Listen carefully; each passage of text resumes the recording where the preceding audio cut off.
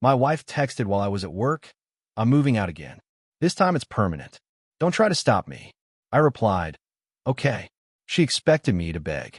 When she came home that evening and found I'd already packed all her belongings and changed the locks, her permanent decision got very temporary. Original post. I, 36 male, have been married to my wife for 7 years.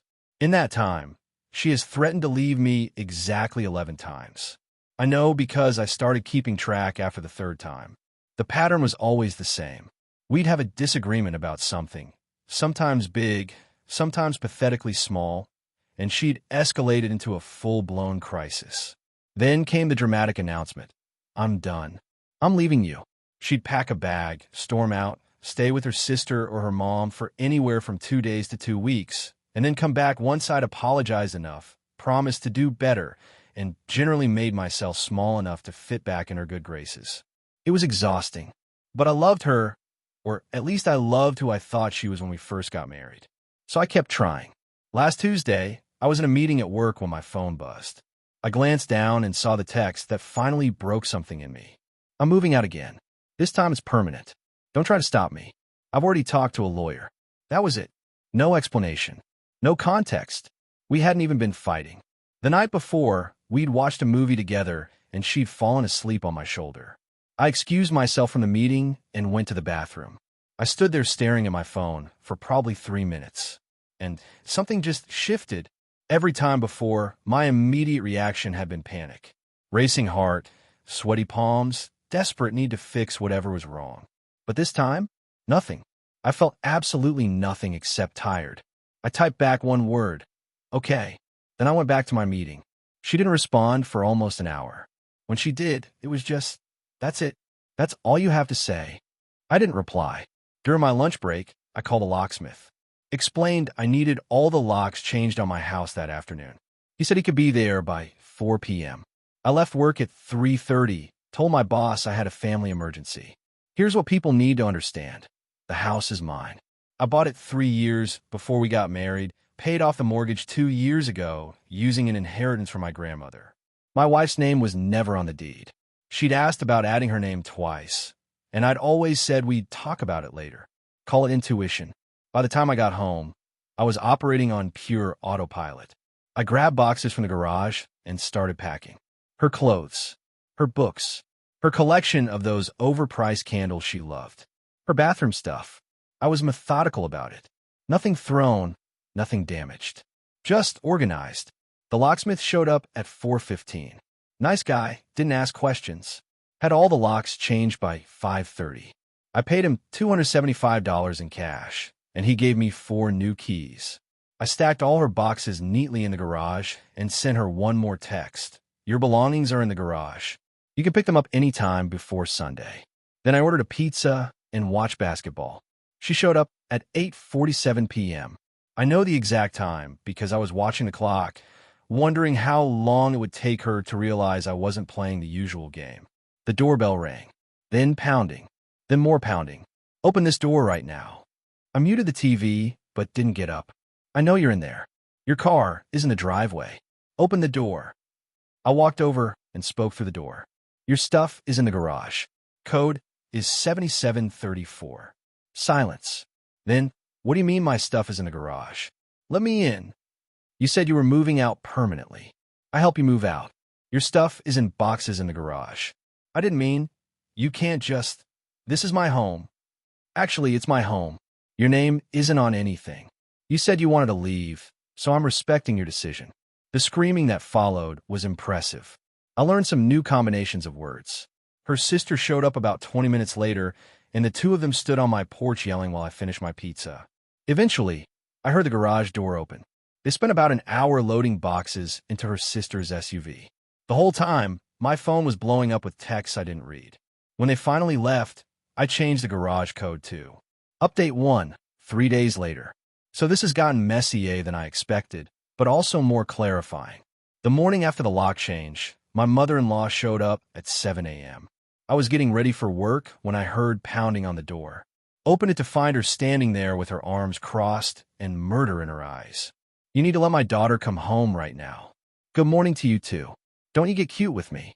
She made a mistake. She didn't mean what she said. You know how she gets. I don't know how she gets. That's actually the problem. Marriage is about forgiveness, about working through things. Ma'am, with respect, your daughter has left me permanently 11 times in 7 years. I've forgiven her 11 times. I've apologized for things I didn't do 11 times. I've begged her to come back 11 times. This time, she got what she asked for. Her face went through about 6 different expressions. You can't just kick her out. She has rights. She told me she was leaving. She said she already talked to a lawyer. I took her at her word. If she wants to pursue this legally, she's welcome to. You're going to regret this. Maybe, but I don't think so. She left, but not before telling me I was just like my father, which is wild because she's never met my father. He died when I was 12. That afternoon, I got a voicemail from my wife's best friend. The message was long and rambling, but the highlights were, I was being emotionally abusive by taking her words literally when I knew what she really meant, and I was punishing her for having emotions. I saved that voicemail. Felt like it might be useful later. My wife tried a different approach that evening. She showed up alone, no backup, looking like she'd been crying. Part of me wanted to feel bad, but I kept remembering all the other times. All the apologies I'd made for her behavior. All the times I'd twisted myself into knots trying to be good enough for someone who would never think I was. Can we please just talk? She said through the door. We could talk. You can talk from there. I can hear you fine. This is ridiculous. I'm your wife. You said you were leaving permanently. You said you'd already talked to a lawyer. Were you lying about the lawyer? Silence. Were you lying about leaving permanently? More silence. Then, I was upset. About what? We weren't fighting. We watched a movie the night before. You fell asleep on my shoulder. I needed space. I needed to know you still cared. There it was. The admission I'd suspected but never heard out loud. This wasn't about problems in our marriage. This wasn't about needing time apart. This was a test. Every single time had been a test. So you threatened to leave me to see if I'll chase you. That's not. You're making it sound. That's exactly what you just described. I love you. I just need to know you love me too. I showed you I loved you every day for 7 years. That wasn't enough. You needed drama. You needed me panicking and begging. And when I finally gave you what you actually asked for, suddenly that's wrong too. She started crying again. So what, we're just done? 7 years means nothing. 7 years means a lot.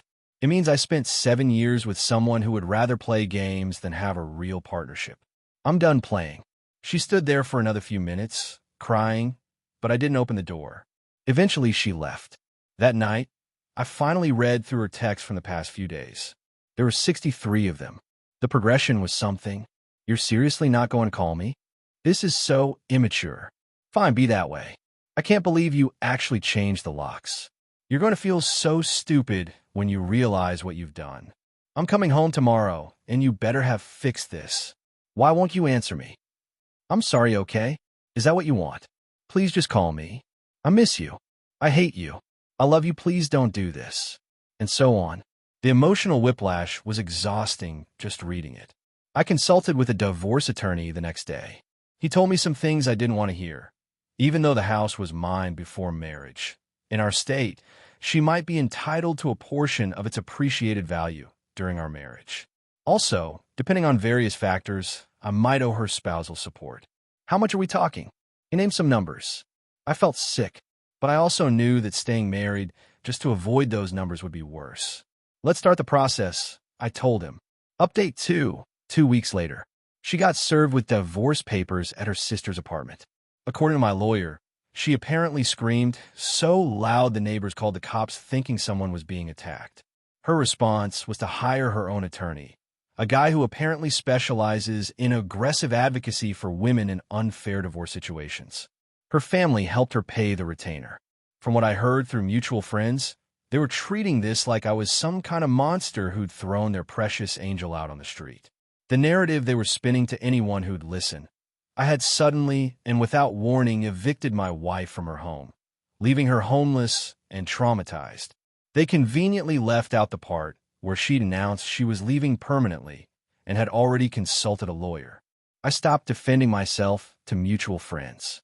The ones who knew me well enough knew the truth. The ones who didn't weren't worth the energy. Then came the deposition.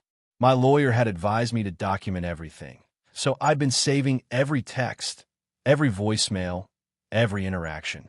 When my wife's attorney started trying to paint me as a controlling abuser, my lawyer dropped the receipts. All 11, I'm leaving you incidents, documented through texts and emails.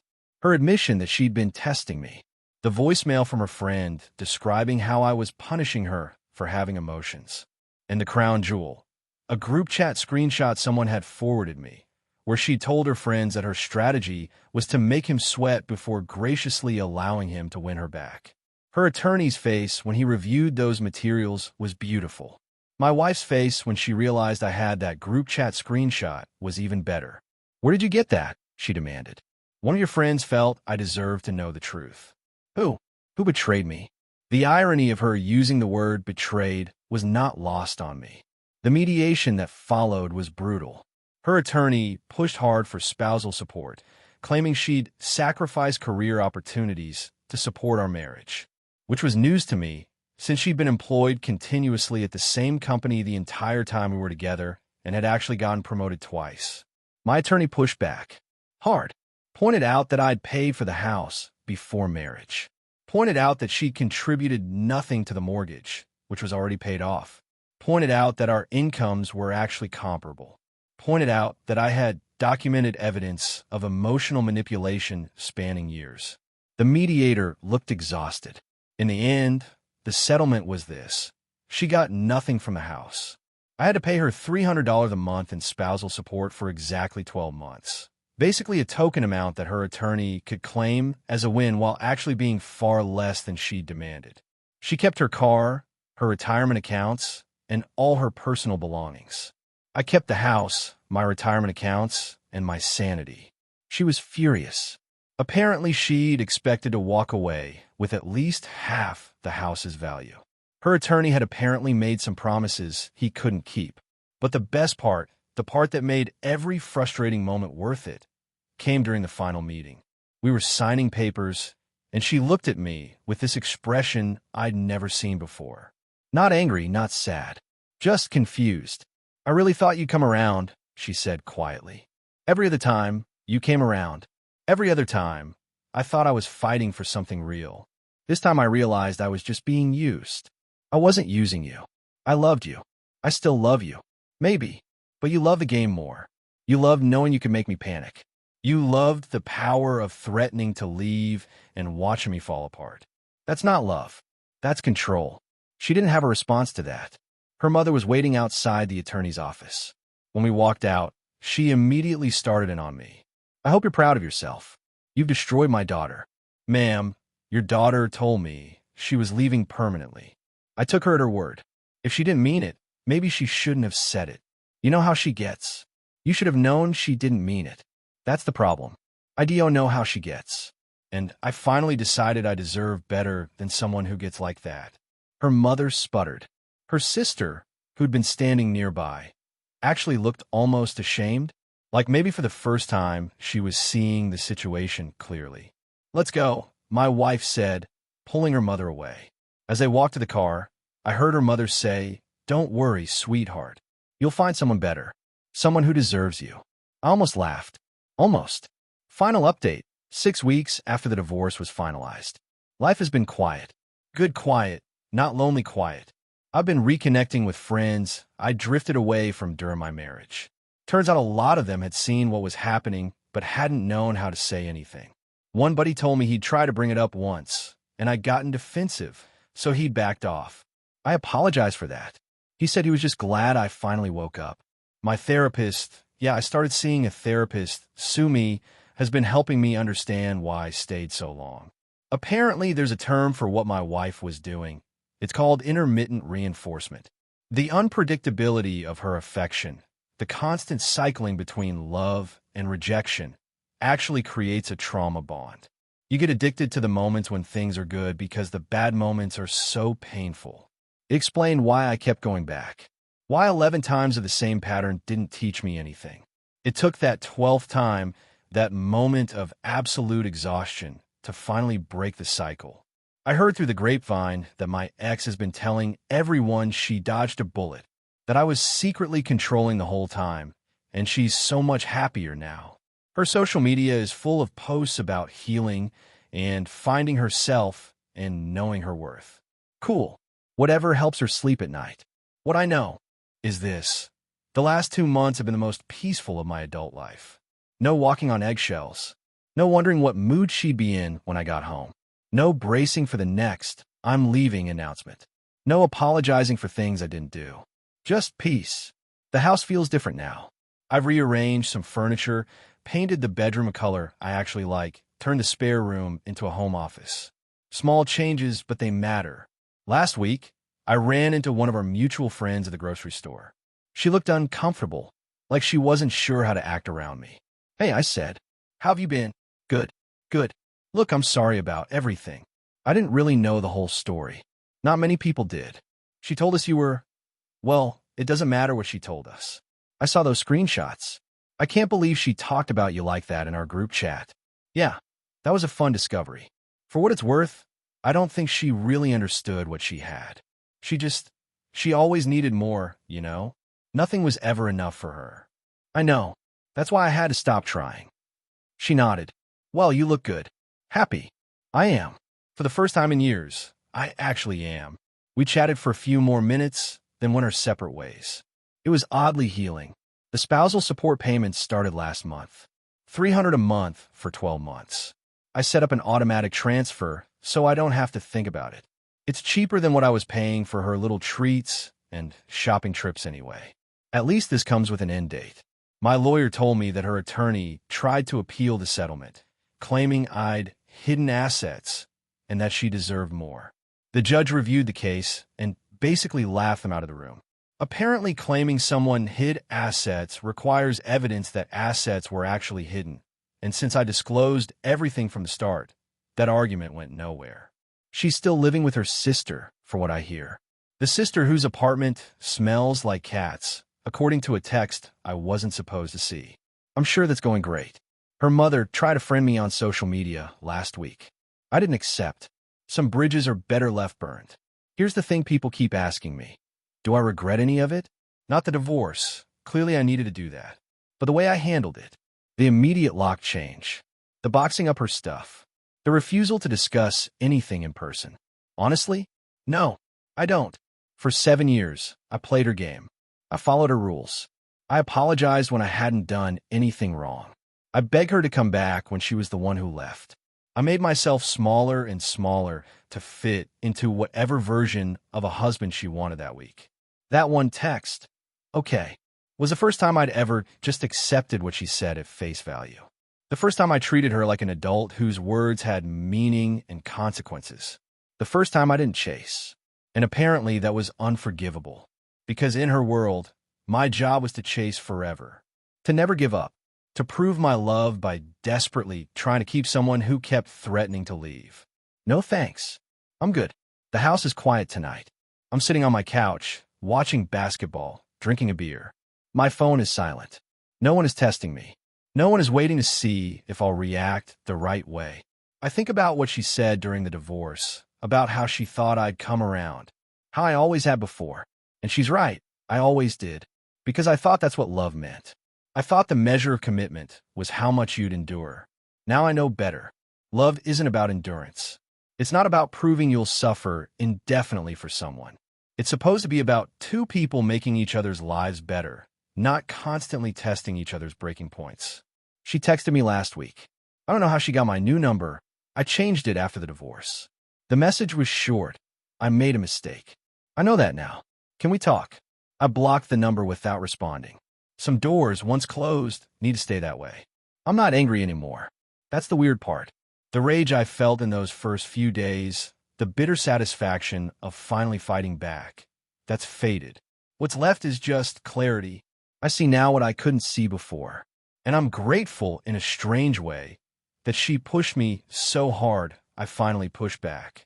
Because this version of my life, the quiet one, the peaceful one, it's pretty good. And that's enough.